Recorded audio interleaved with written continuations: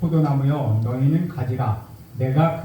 그가 내 안에 내가 그 안에 거하면 사람이 열매를 많이 맺나니 나를 떠나서는 너희가 아무것도 할 수 없음이라.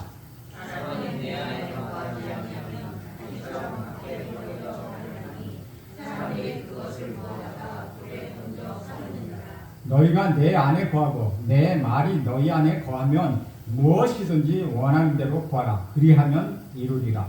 너희가 열매를 많이 맺으면 내 아버지께서 영광을 받으실 것이요 너희는 내 제자가 되리라. 아멘. 이것은 주님의 말씀입니다. 농부는 포도밭에 나가 땀을 흘리며 정성스럽게 일을 해야 그 과실을 얻을 수 있고, 또한 정성스럽게 그를 가꾸어야 그 또한 그 과실은 놀라운 열매를 맺게 됩니다. 그것은 맛있고 상품 가치가 높은 열매를 풍성하게 맺도록 하기 위한 것이라는 것이요. 이러한 사실에 대하여 우리 예수님은 포도나무 비유를 들어 자세히 설명해 주시고 있습니다. 하나님은 농부로, 예수님은 포도나무로, 우리는 나뭇가지로 비유하고 있다는 것이죠.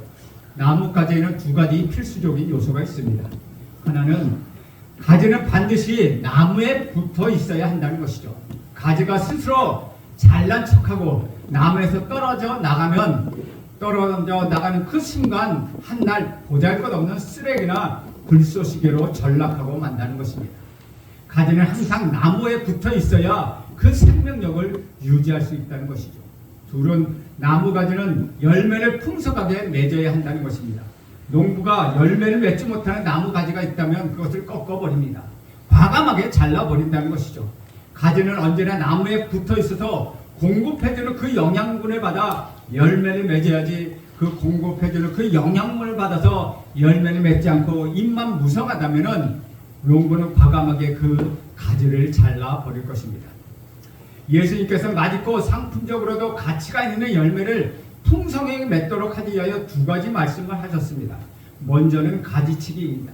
2절에 요한복음 15장 2절에 보면 무릇 내가 있어 과실을 맺지 아니하는 가지는 아버지께서 이를 제해 버리시고 무릇 과실을 맺는 가지는 더 과실을 맺게 하려 하여 이를 깨끗하게 하시느니라. 깨끗하게 하신다는 것, 가지치기를 하신다는 것입니다.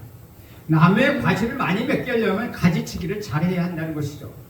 여러분은 농사를 지어봐서 잘 아실 것입니다.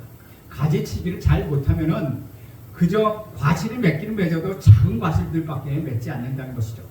과실을 맺지 못하는 가지는 다른 가지들의 보호 차원에서 과감히 잘라버려야 한다는 것이죠. 이것은 우리가 초등학교부터 배운 사치기 연산 더하기 덜셈에서 뺄셈에 해당한다는 것이죠. 우리는 인생에서 불필요한 것 모두 제거해 버려야 한다는 것입니다. 사치와 향락과 거품과 군더더기 같은 것 모두 빼내어야 한다는 것이죠.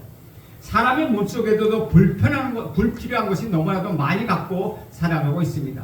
그래서 몸이 항상 무겁고 기분도 언짢으며 혈압이 높고 성인병 등이 발생하게 된다는 것이죠. 하나님께서 주실 외모를 서서히 망가뜨려 간다는 것입니다. 두 번째는 깨끗이 하라는 것입니다. 나뭇가지가 과실의 병충과 해충과 이물질과 병원균 등이 발생했을 때 농부들은 농약을 쳐서 그 병해충을 방지합니다. 주변의 잡티나 오염 문제를 제거해 주기도 한다는 것이죠. 바람이 불거나 폭풍이 몰아칠 때 낙과가 발생하지 않도록 어떤 보호 조치를 취한다는 것이죠. 또 과일이 서로 부딪히지 않도록 적당한 간격을 유지하고 하나씩 종이로 싸서 좋은 상품이 되도록 관리해 주는 것입니다. 이런 관리를 통하여 깨끗하고 좋은 상품들을 풍성하게 맺도록 하는 것이죠. 그런데 오늘 본문 말씀에 가지치기를 하고 깨끗하게 관리하는 것 외에 또 다른 방법이 있다는 것이죠. 그것이 바로 하나님 안에 거하라고 말씀하시면서 그 원리에 대해서 가르쳐 주신다는 것이죠.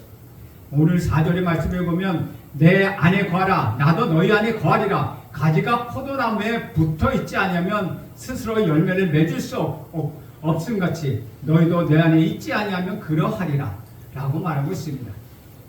여기서 거한다 라는 말은 세 가지로 생각할 수 있는데, 하나는 거하다는 것은 밖에 있지 않고 안에 들어와 있다 라는 뜻을 포함하고 있다는 것이죠. 교회 문 밖에서 서성이지 않고 안으로 들어오라는 것입니다. 교회 밖에서 서성이는 사람들에게 교회 안으로 들어오라는 적극적인 말이라는 것이죠. 예수님을 믿는 사람도 믿는 것도 예수를 믿지 아닌 것도 아닌 사람들은 열매를 맺을 수 없다는 것이죠. 어떤 사람은 일에 대하여 항상 방관자로 일관하는 사람이 있습니다. 주체가 아닌 객체로 일하고 있다는 것이죠. 주인이 아닌 손님처럼 살아간다는 것입니다. 이상하게도 대부분의 방관자들은 허무의식과 함께 이방인의 성향을 보이게 되는 것이 일반적이라는 것이죠. 이방인들의 특징은 무엇입니까? 한마디로 외롭고 방황하는 것입니다. 그런 사람들은 문제 밖에서 방황하면서도 문 안으로 잘 들어오려고 하지 않는다는 것이죠.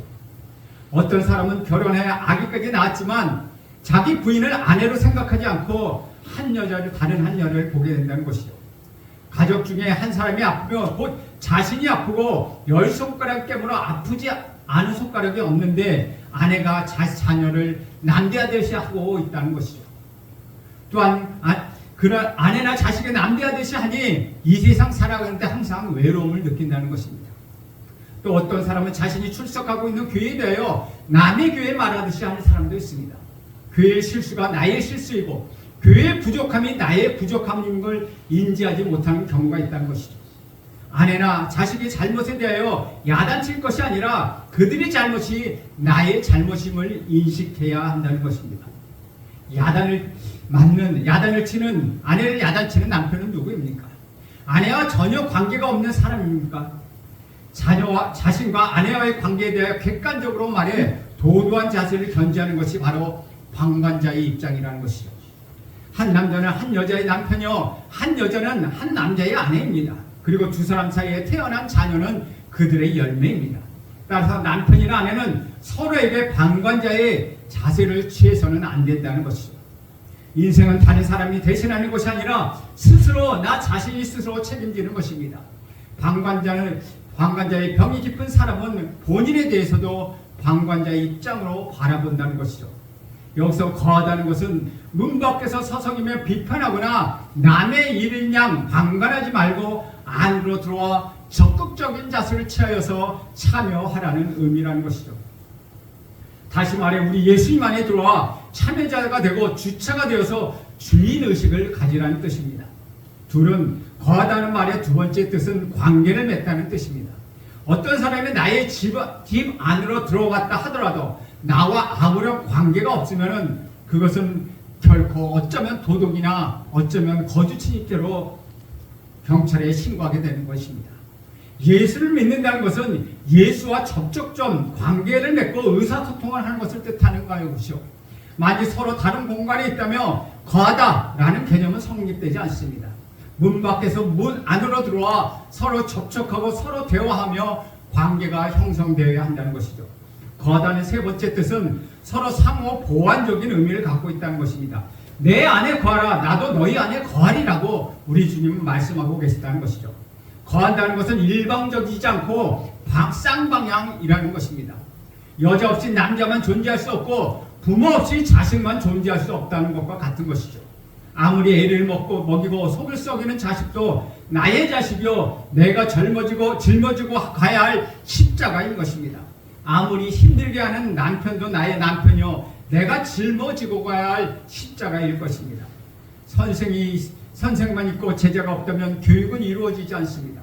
목사만 있고 성도가 없다면 목회는 성립되지 않습니다. 대통령만 있고 국민이 없다면 아무리 좋은 정책도 무용지물이 된다는 것이죠.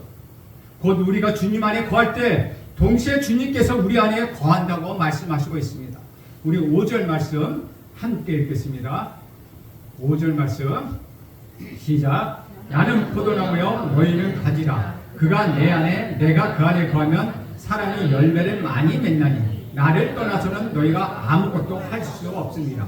이 말씀에 예수님께서 포도나무 비유를 통하여 세 가지 뜻을 전해주시고 계시다는 것이죠. 포도나무 비유에는 첫째, 예수님을 떠나서 우리는 아무것도 할 수 없음을 가르쳐 준다는 것입니다. 태양을 거부한 식물이 스스로 성장할 수 못하듯이 부모를 거부한 자녀도 존재할 수가 없다는 것입니다. 하지만 어리석은 자녀는 부모의 존재를 거부하면서 부모의 얼굴마저 보지 않으려고 집을 떠나 멀리 가기도 합니다. 그래서 예수님께서는 나를 떠나서는 너희가 아무것도 할 수 없음이라는 영적 가르침을 우리에게 주시고 있다는 것입니다. 인간은 하나님 없이 스스로 존재할 수 없는 것입니다. 사람이 결혼하지 않고 아이를 낳을 수 없는 것입니다. 따라서 세상에 동성애자들만 존재한다면 인류의 미래는 볼 것도 없습니다. 마찬가지로 사람이 예수님을 거부하면 하나님께로 가는 길이 막히고 구원의 길, 축복의 길, 은혜의 길이 막혀버린다는 것이죠. 기독교는 도덕적이고 윤리적이지만 그 도덕과 윤리를 위하여 존재하는 종교가 아니라는 것입니다. 기독교가 사회에 참여하여 건강한 세상을 꿈꾸는 그것은 사실이지만 사회 개혁을 위한 시민운동의 주체는 아니라는 것입니다. 기독교가 간 곳곳마다 학교와 병원이 세워지고 고아와 양로원 등 구제 사업이 일어나지만 기독교가 교육이나 의료 그리고 구제 사업 기관이 아니라는 사실을 우리는 명심해야 한다는 것입니다. 기독교가 사회의 구제 사업 활동을 하지 않아도 된다는 것이 아니라 사회 활동을 위해 존재하는 것이 아니라는 것입니다. 기독교의 존재의 목적은 오로지 인간의 영혼을 구원하기 위한 것이죠. 기독교는 우리 구주 예수 그리스도를 떠나서는 아무것도 할 수 없고 아무런 의미가 없다는 것입니다. 때로 어떤 사람들은 기독교가 아닌 다른 종교도 좋지 않느냐고 말을 합니다. 그것은 기독교에 대하여 전혀 모르는 무식한 말이라는 것이에요. 기독교의 핵심은 예수를 떠나서 아무것도 할 수 없다는 것, 거기에 기독교의 핵심이 있다는 것입니다. 6절 말씀도 함께 읽겠습니다. 시작. 사람이 내 안에 거하지 아니하면 가지처럼 밖에 버려져 마르나니 사람들이 그것을 모아다가 불에 던져 사려냅니다.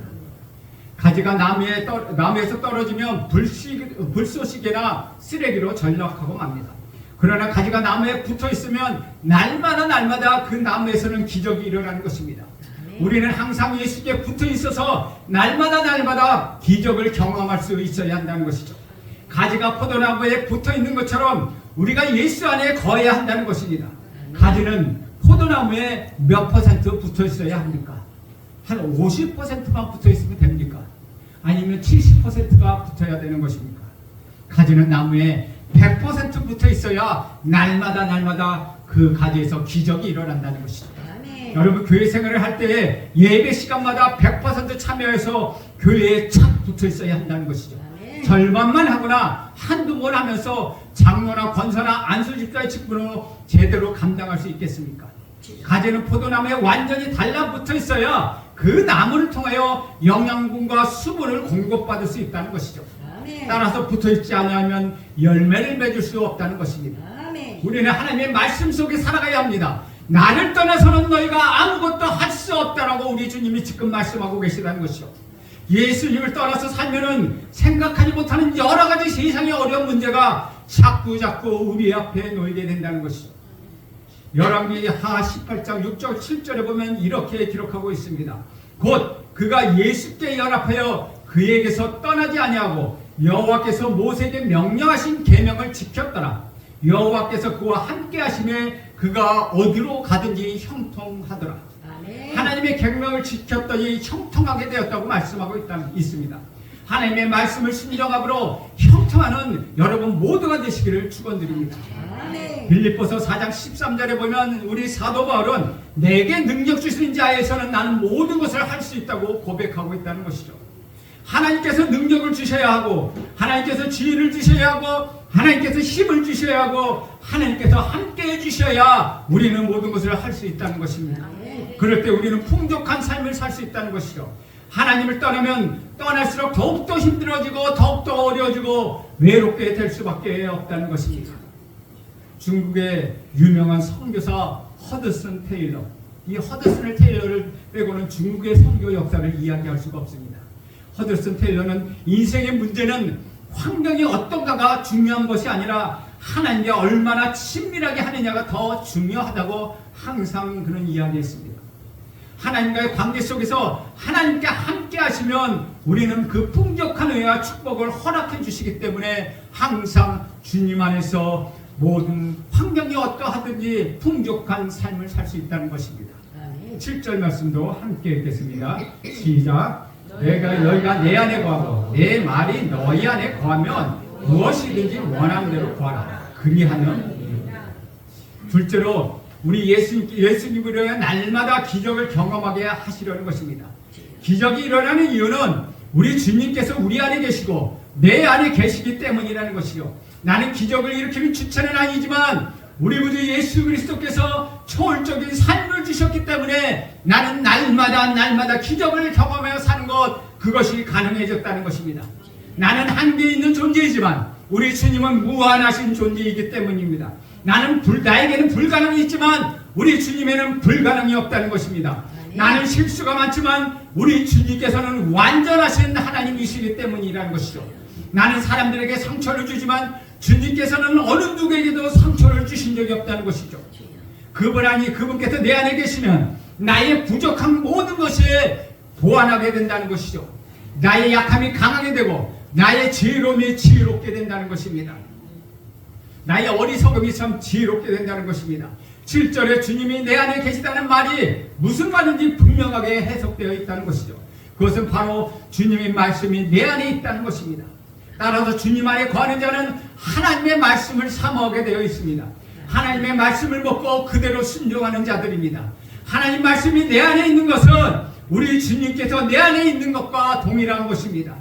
주님이 내 안에 거한다는 것은 내 안에 우리 주님 말씀이 거한다는 뜻이 되기도 한다는 것이죠. 4절에서 우리 주님께서는 먼저 내 안에 거하라고 말씀하신 후에 이렇게 말씀을 이어하십니다. 나도 너희 안에 거하리라. 이렇게 예수님 우리 안에 거하실 수 있습니까? 우리는 그 힌트를 지금 7절에서 발견하고 있다는 것이죠. 너희가 내 안에 거하고 내 말이 너희 안에 거하면, 예수님의 말씀이 우리 안에 거할 때 그것이 곧 우리 주님이 우리 안에 거하시는 것이 됩니다. 7절 말씀 참으로 놀라운 약속입니다. 그래서 7절 말씀을 제가 다시 한번 읽겠습니다. 너희가 내 안에 거하고 내 말이 너희 안에 거하면 무엇이든지 원하는 대로 구하라. 그리하면 이루리라. 무엇이든지 원하는 대로 구하라고 말씀하고 계시다는 것이죠. 어떤 사람은 이 본문을 보면 이렇게 생각합니다. 그러면 내가 예수님 안에 거하고 주님 말씀이 내 안에 거하기만 하면 어떤 세속적인 소원도 다 이루어 주시는 것인가? 그러나 조금만 더 생각해 보아야 합니다. 실상은 그렇지 않다는 것이죠. 예수님이 너희가 내 안에 가면 원한 대로 구하라고 말씀하신 것은 우리 예수님 말씀이 내 안에 거하는 자가 어찌 잘 먹고 잘 살기 위해서만 기도하겠습니까? 만일 그가 그런 기도를 했다면 그 안에는 우리 주님이 말씀이 거하지 않는다는 것이죠. 또한 정말 그 안에 우리 예수님이 말씀이 거하고 있다면 그는 하나님 말씀에 부합한 그런 기도를 올려드릴 수밖에 없다는 것입니다. 그렇기 때문에 세속적인 소원을 다 이루어준다는 것, 그것은 아니라는 것이죠. 분명 이 말씀 그대로 따라하면 이 사람은 하나님의 마음과 말씀에 일치하는 것을 구할 수 있게 된다는 것이죠. 또한 하나님께서는 그가 구하는 것을 주시겠다고 약속하셨습니다. 여러분, 모세, 엘리야, 바울 같은 사람을 보면 그들의 기도는 우리와 달랐습니다. 모세가 기도하며 홍해가 반으로 갈라졌고 반석에서 물이 나왔으며, 엘리야가 기도하니 하늘에서 비가 그쳤고 그가 기도하며 하늘에서 불이 내려왔습니다. 바울이 기도하니 병든 자가 낫고 또 기도하니 귀신이 쫓겨났습니다. 이들은 우리와 같은 성정을 가진 자임에도 불구하고 그들의 기도에는 능력이 있고 권세가 있었습니다. 왜 이런 차이가 있겠습니까?